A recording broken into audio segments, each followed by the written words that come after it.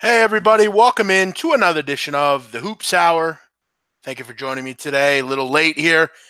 Did have just an issue. Had my new bed was delivered today, so had to wait for the mattress to get here, and they just came at about 4:45. So we were able to get that in here, and now we're ready to start another show. So hopefully all of you are having a great day.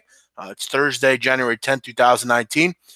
This is the Hoops Hour. Basically, on this show, we come on and talk about college basketball and try to find some value tonight on the card. We weren't on last night. Was out of town. I was down in Philly at Temple. Had some dinner with my family and my girl. So, yeah, we're here tonight. We will be on tonight later as well on SBR, Off the Board. You can watch the games live with me. Do me a favor. If you're in here, please like the show and share it. Tell your friends and retweet it on Twitter, that kind of stuff. Very helpful. We'll be on for about 30 minutes tonight here. We'll try to get to as many games as we can. I know many people are excited about the card. Obviously, we can't go over every game, but we'll try to get to a few. I am, still haven't released my play. I have my play, just waiting on the line. So we'll get that out tonight. We'll start it off, though, and I'm happy to see finally on Sports Insights they've started including the added games. How about that? I could start seeing those lines as well. So thank you, Sports Insights, for that. I'm going to run with you guys off what you're looking for and what we like tonight.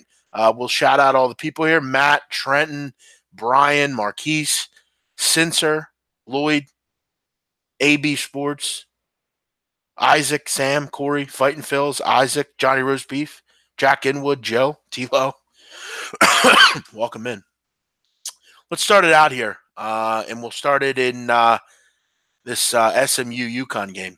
I got to tell you, this is about the weirdest line that I've ever seen. I'm serious. I'm to the point with this number where I just don't get it. Okay, let me explain this, guys. Okay, so you have a team here. You have teams here where this line opened 146.5. I'm seeing a 139.5. I'm a 139 there is out there at Westgate. That's a 7-point move. I mean, you don't see this on a total in college basketball at this point of the season.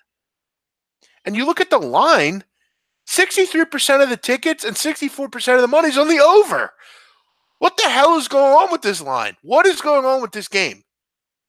I love the over in this game, but I can't send it out because I get a feeling something dumb's going to happen.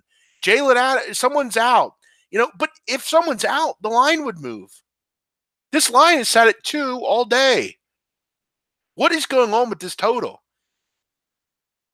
Is the pace just going to be not there tonight? Because UConn is 30th in the country in pace. I don't understand this game. I don't understand the number. I like SMU, but I don't understand the total. I had this total at like 145. Mitch dropped 7-8 points. To me, this is one of those games where I feel like you bet it, and if it falls 135, so be it. It's not a concrete banger, but it's a game that I think you got to play. But again, if somebody, if the refs aren't calling fouls and these teams don't shoot well, and again, if it falls 130, I think you chalk it up. But at this number, it's hard to not play. There's just something tells me this game is going to have some question marks.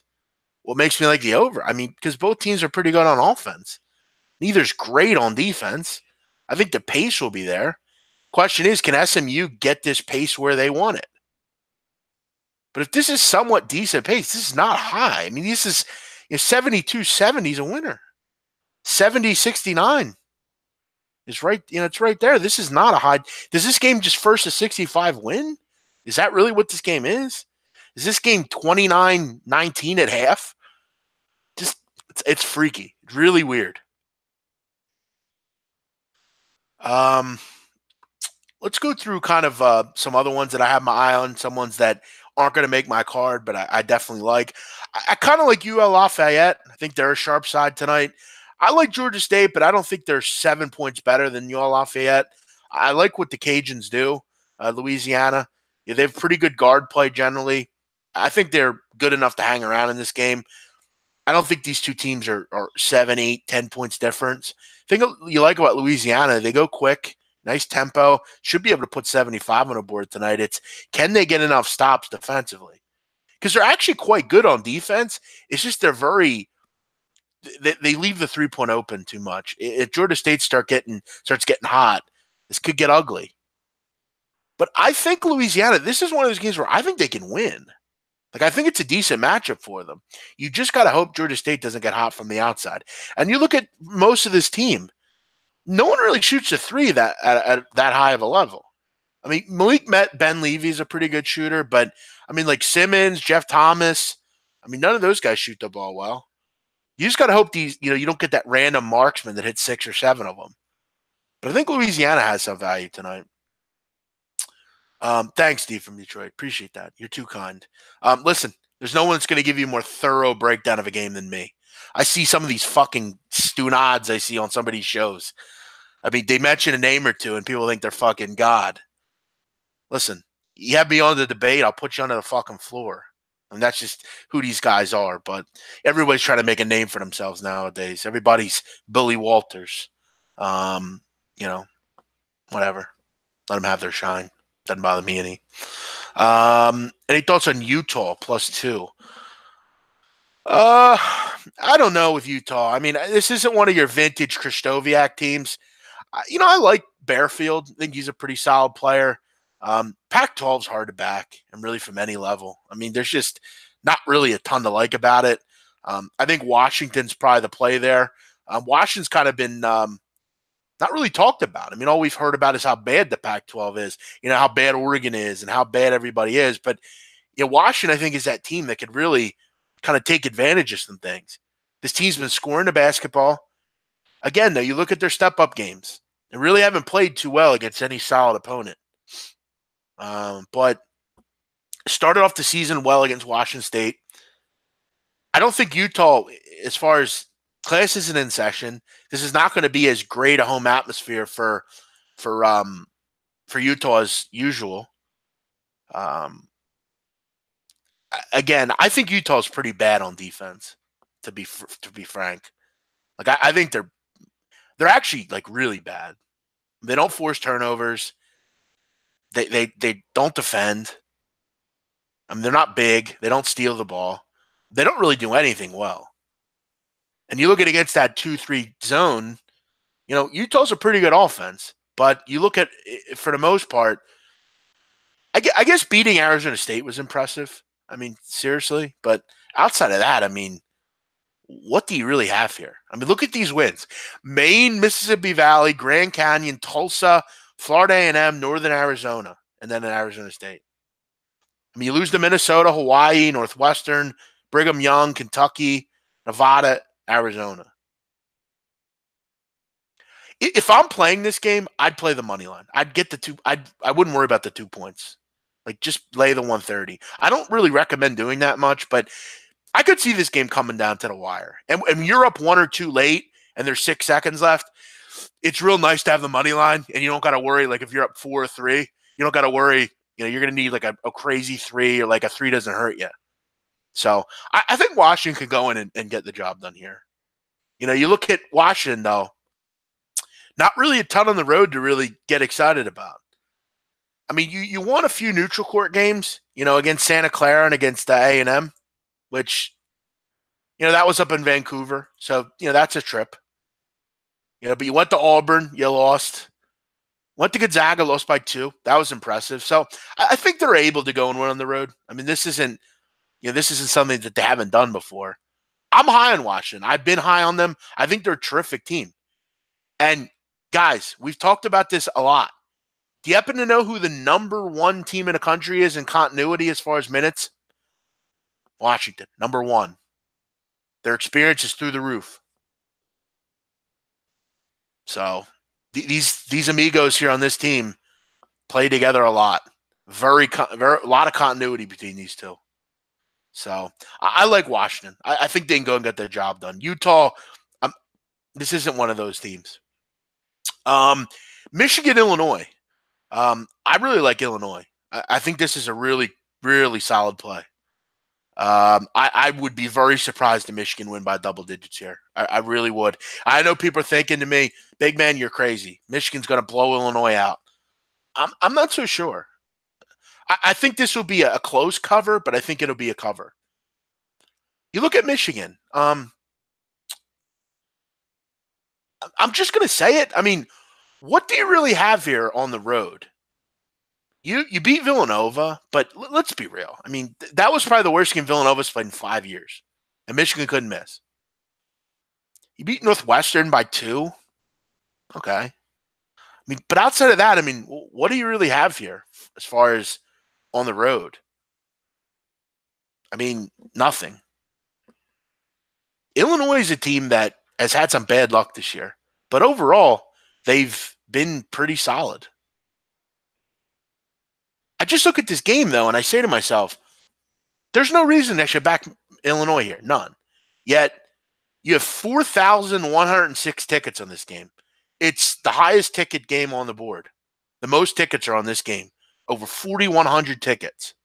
81% of the tickets and 65% of the money is on Michigan. Yet the line has dropped a half a point. Again, I think money means something in these kind of games. This has to me, the thought of Michigan on the road, you're getting an opponent here in Illinois that's decent. Why can't they hang around here? Because you look at Illinois' roster. I mean, I think Trent Frazier's terrific. Adonis De La Rosa played at Akron for many years, or Kent State, one of those MAC teams. The Turkish kid, Aaron Jordan. I mean, look, I know this team's lost 4 in a row, but 3 of them were by 7 points or less. I'm not going to try to sell to you that Illinois is a great team, but remember Gonzaga? Remember losing by 6 there? Remember Notre Dame?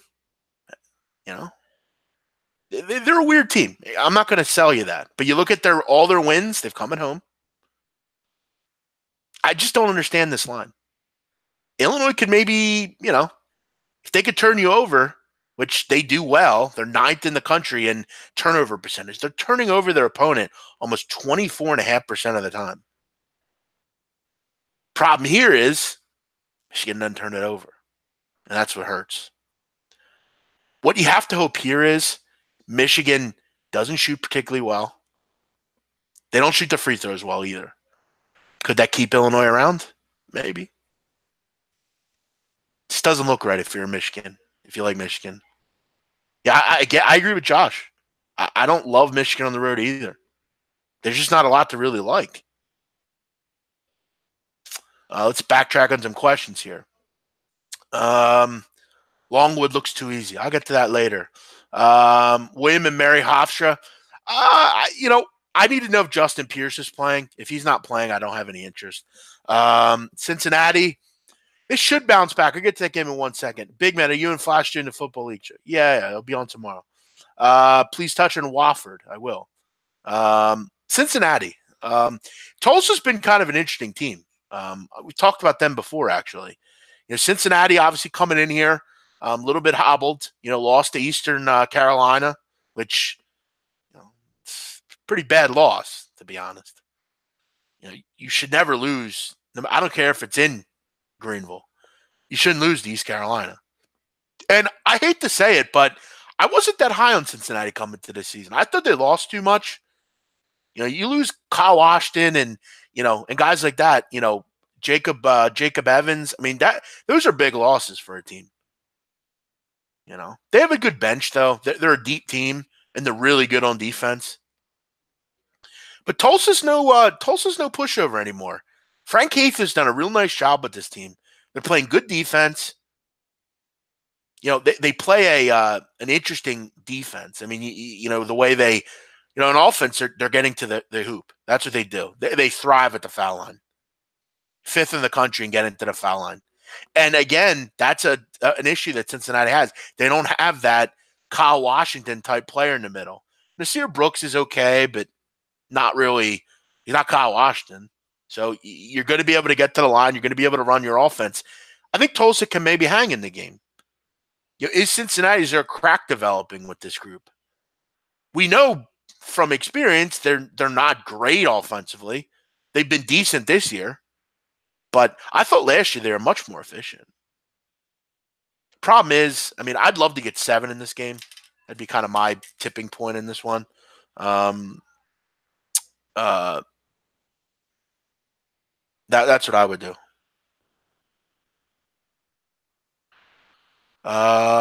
What else do we have? Someone asked about UNC Greensboro and Wofford. Tough game. These are so tough down in the Southern, aren't they? These pick'em games against these top flight opponents. And it's kind of hard for you to decipher where do you go. Do you just ride with the hot hand, or do you go with the home team? And generally, the home team's the way to go in games like this. But I think Wofford's a better team. I think they're the better team. I think they're better players. I think they're the best player in the court in Fletcher McGee. And I think this Greensboro team can be got from the perimeter. This Wofford offense is really good. I mean, really good. Everything they do is at a high level. They rebound their misses. They don't turn the ball over. They're very effective. They're very efficient. They make their free throws. They're good from 3. They're everything you want in an offense. And they're, to me, one of the most underrated offenses in the country. The problem I have with them is on defense. At times, I think they're pretty bad on defense. But you look at their schedule. I mean, you played some pretty good offenses. And outside of Mississippi State, they're on a 6-game winning streak. You're beating some decent teams. So this is a step up. I mean, your last 3 games have been kind of shitty. I mean, you played West Carolina, they blow. Citadel stinks. Mercer's, this is one of Bob Hoffman's better teams. UNC Asheville. I mean, there's not a lot of talent there. You haven't played a good opponent in a while, and it's on the road. For me, though, if I'm playing this game, I think Wofford will win. I just think they're a better team. How much do you give home field? I don't know. Not really a lot in this one because students aren't there. But if I'm going, I'm betting 5 times. I'm taking 1.5 and going with Wofford. Give me the best player in the court. Fort Wayne or Roberts. Obviously, total's getting bet up here. You could add this one at 157 a little earlier. I mean, you're seeing 160s now. You're seeing 161.5 pop up even at Bookmaker. This total's getting slammed. The only thing that turned me off here is I just feel like this game's like 85-70 or something. Like I feel like Purdue Fort Wayne will do everything they need to, but Oral Roberts will fuck around and not score enough. Because like Oral Roberts only scores like 72 points a game. Emmanuel Nekwakezi is really good, but outside of him, there's not a lot on this team. And I know Fort Wayne's playing at a high level. And look, to be honest, so is Oral Roberts. I mean, Oral Roberts has scored 80 points or more in 3 straight games. But this isn't, North Dakota, Omaha, or Western Illinois. This is a pretty good Fort Wayne team. Problem with Fort Wayne is they don't play any defense, as we know. My worry is this is 83-73, and you just miss it. 161's high. You're going to hope to get Fort Wayne. If you like the over, you want 90 out of Fort Wayne. But they could do it. I mean, Fort Wayne's playing at a really high level offensively. There might not be a team in the country playing better offensively than Fort Wayne. I mean, 87, 106, 84, 90, 104 in the last 5 games. I mean, that's really good. And you're playing a team in Oral Roberts. It's not going to give you much pushback on defense. This team doesn't defend a fucking lick. I'd be on the over if these teams are a bit better at getting to the line. That's one thing they don't do really well. They're both near 300 in that, 250 for Fort Wayne. I like points at the line when I take an over. And it's funny because last night my play was Auburn Ole Miss over the number. I love the game. I love the pace. I love the 2 teams playing. I like the fact that they're both very good at 3-point shooting. They both get to the line. 19 missed free throws. I miss it by 0.5 point. Game had no business staying under. That's the difference between me being 2-0 this week or 0-1-1 like I am. I have a push the other night with Oklahoma, a game that I could have probably got 7.5 on, and they were covering for 99.8% of the game. And then last night with the loss by 0.5 point. But some of these things, they even out. It's not a big deal. But this is an interesting game. It's really fascinating because I think a lot of people say over, over, over. I'm not going to talk you off the ledge. I'm just worried that it's gotten a bit too high. Let's keep it going with some comments. Russ B, how you doing? Tulane doesn't play. Exactly. It's Tulsa. Is Citadel playing any defense this year? No. But here's the problem. East Tennessee State is. And they're about as good as it gets rebounding the ball. The question is, can East Tennessee State put up 90, 100 points? They put up 96 in their last game and 81 the game before. So, yeah, Citadel right now is in one of these really tough, kind of games where, Citadel's given up 101 points or more in the last 3 games. And now you're playing East Tennessee State tonight, who, is as good as it gets as far as defense in this league. So, still, though, I'm really not interested in betting an under right now with these groups. Citadel's that bad on defense. They'll give up 100 like it's nothing. So, another total that's interesting, UIC Youngstown, Illinois, Chicago, Youngstown State. You only got a total at 149.5 in this game. I thought we'd see a total in the mid 150s. UIC is doing their typical this year. They don't defend and they go score. You look at their numbers. 68th in the country in 2-point offense. Efficiency's there. Defensively, they've not been great. Youngstown is as bad as it gets on defense. And both these teams go very quick. Illinois, Chicago, 67th in adjusted tempo. Youngstown, not as fast as usual, but getting it going. Pace has been a lot better. And what I like about Youngstown that I've noticed is when they play a team that goes quick, they go quick as well. You look at it, the Green Bay game, 99-93. Western Michigan, 88-77. Central Michigan, 194. Akron, 98-69. So they're going, when they have to speed it up, they'll generally speed it up. They play a lot of man, which is a real easy way to get shredded, especially against Illinois, Chicago. Why is this total only 149? Am I missing something here?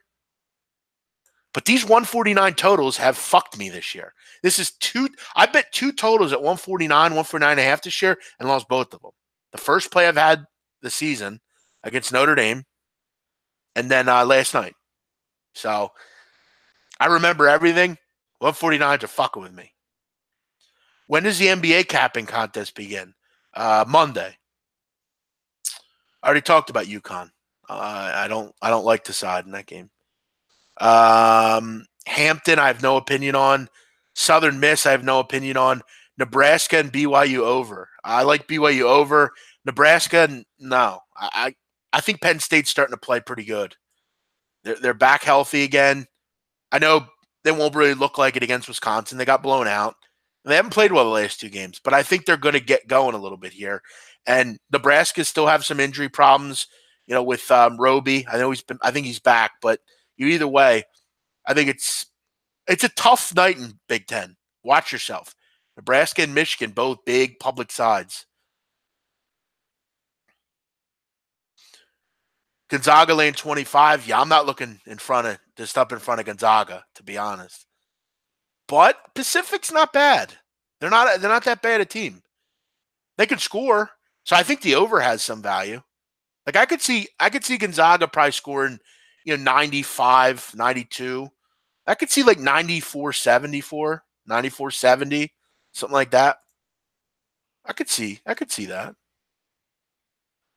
What do we got in a total here? I didn't really look at this game. Total's so high. Where are we? 157.5, not bad. I kind of like the over in this game. I don't think Pacific's going to get completely shut down. And hang on, guys. My mom's calling me. Let me answer. Hello? Did they leave? Yeah, I'll call you in a little. I'm doing I'm on the other line right now. I'm doing a show. I'll call you in 10 minutes. Bye. Yeah, I kind of like the over in this game, to be honest. No, I don't like Assad in SMU UConn. Lean SMU, but not much. I have no opinion on Hofstra. Yeah, I mean, again, I mean, UNC Asheville's bad, but I mean, do you really want to lay 15, 16 with Longwood? I mean, no, I like Longwood. I've actually been a fan of them. I've talked about them before. But I mean, UNC Asheville's bad, but are we ready to anoint Longwood as 15, 16 points better than the team? Longwood's bad, good. I mean, they're going to put up points. They're a good 3-point shooting team. Griff Aldrich's got a real good team. Shabuti Phillips is terrific. Isaiah Walton, they're good. And UNC Asheville is, look, as bad as it gets on offense. Here's the thing, though. If they can get to the foul line, maybe they can hang. I lean Longwood. I'm not going to tell you I don't, but I mean, there's a lot of points to lay on a team like Longwood. If it's 10, maybe, but 15, 16? But yeah, I mean, Longwood's, as good as it gets in this conference, and UNC Asheville is not only as bad as it gets in this conference, but they're as bad as it gets in the country. I mean, you look at Longwood. I mean, Ken Palm has them, or not Longwood. You look at Asheville. I mean, they're Ken Palm has them 350 out of 353. Outside of the SWAC and Mid East Mid American or Mid American MEAC, they're as bad as it gets. I just don't really want to lay 15 with Longwood, but they should roll. UCLA against the Oregon Ducks. Yeah, I like Oregon, to be honest. But I'm not going to tell you off. If you like UCLA, they are a buy low. I mean, they've played well, but here's the difference. They played both those games at home, and it was subpar competition. I know people say, well, Oregon's not playing well, but Oregon's really good. I mean, they're still good. They still plenty of talent. Kenny Wooten being out hurts. Obviously, they don't ball anymore. That hurts as well. But, I mean, Oregon's seriously as good as it gets on defense. They're really good on defense. And UCLA has some deficiencies. They're on the road here. People are starting to buy into them again now that they have a new coach, but they don't make foul shots, and they're pretty average on offense. I think Oregon's the better team. If I'm getting like 3 or laying 3, I'd probably play Oregon. I'm not buying UCLA. I'm just not. There's no 3s left. I'd lay 3.5 here. I'm not interested in UCLA yet. I'm just not. And I still think there's enough talent on this Oregon team at home. The great thing about conference play, guys, is everyone has a chance. And even though Oregon lost by 5 to Oregon State, doesn't matter. They still have, 15 conference games. And even then, it doesn't matter. As long as they, play decently. The conference plays, while it's important, it's not really that big a deal because you just go to if you're good, you go win your conference, and that's it. And it's not like Oregon doesn't have some decent out of conference wins. You beat Syracuse. The Oregon State loss was bad, and the Texas 7 loss was bad also. I'm not going to lie to you. But I don't think UCLA is really worth it either. I already talked about Georgia Southern. Cleveland State, nah. I considered it, but no opinion. Mike Doms by 20. Yeah, the way they play defense, I wouldn't be interested. Of course I am. Sometimes I don't have a game until an hour before.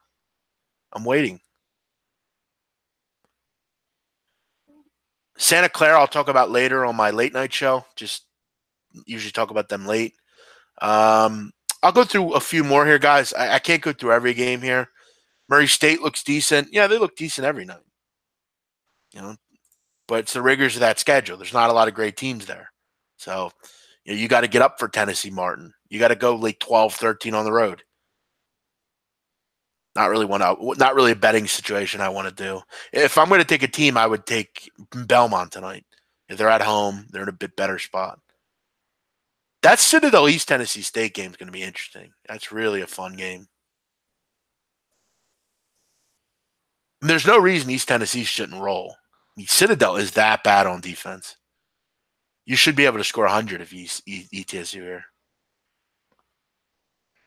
Washington State, Colorado. I mean, no comment.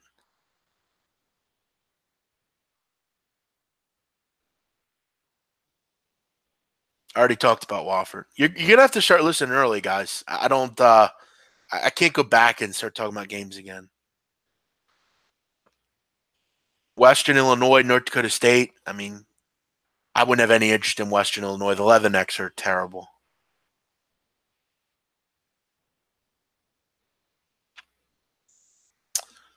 North Texas tonight. Yeah. North Texas is quietly, guys, got one loss. Bet nobody knew that. And it's to Oklahoma. In Oklahoma. I mean, I think we got to start talking about this team a little bit. They're playing as good as anybody, aren't they? I mean, they're playing a UTEP team tonight that's pretty bad, frankly. I mean, they turn the ball over like crazy. The only thing they really do well is get to the line, but they don't make their shots. Defensively, they're just kind of average. They're kind of a disappointment. You thought to be a bit better under their new coach. But this North Texas team's playing good basketball, really good basketball. You're really kind of surprised at how well they played. I bet on them a few weeks ago, back when I first kind of got started again in college basketball after my slow start. I took some time off and I came back, and North Texas was on my betting card. I took them against Indiana State, and they ended up getting the job done for me. I like them. They're playing great basketball. I bet nobody knew they were, have one loss. Play as good as anybody. 5.5, not bad.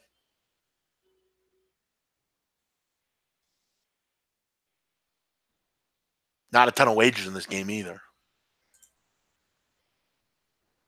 A couple more here.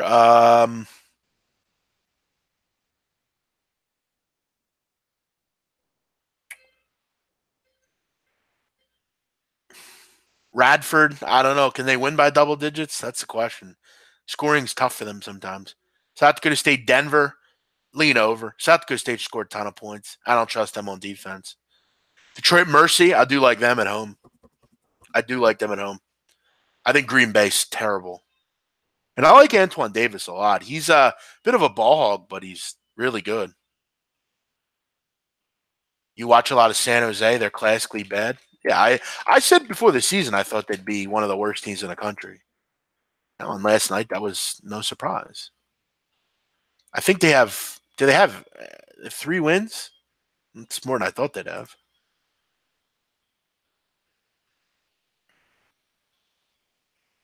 I mean, you beat Bethune-Cookman, Northern Arizona, and some random LPC Warriors, whatever that is. What the hell is Life Pacific? What is that? Sounds like a Bible college.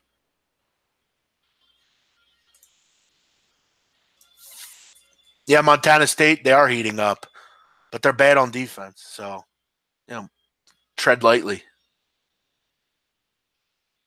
I mean, how does Montana not beat up Eastern Washington? I mean, Eastern Washington's so bad, aren't they? I mean, that game's kind of sticks out to me. Like I know Montana's had kind of a tough season, but Eastern Washington is fucking comically bad. I mean, they're complete shit.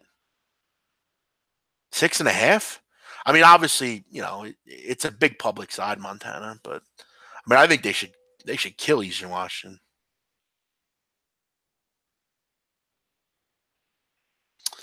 All right, guys, I'm going to look to wrap it up here, and hopefully you all have a great night. Yeah, if you like Longwood, grab it, but it's not one that I would be interested really in. Just not a kind of game I like as far as I like small schools. Many of you know that, but I have a tough time laying that kind of number with Longwood. The added card tonight, there's not a lot of great spots. Kind of like St. Francis, PA, a little bit against Long Island, Brooklyn. But Long Island Brooklyn's one of my boys. I like those teams. So not much on that card tonight for me. I'll be on just the regular game board. So, all right, guys, all of you have a great day. I appreciate you all listening to me here and checking us out. My favorite lean tonight would be Wofford plus 1.5 here on the card. So if you feel free to wish to opine, good luck. Yeah, Oceans is being sold again. I was at Sugar House last night. It was fun. All right, guys, I'm going to wrap it up. I got to run out here and do some errands. So I will speak to all of you tomorrow. I'll be on later, 10 o'clock Eastern on SBR, the Off the Board show. We'll talk some live bets, hit the late games as well. All of you have a great day, and thanks for tuning in. We'll see you next time. Bye-bye.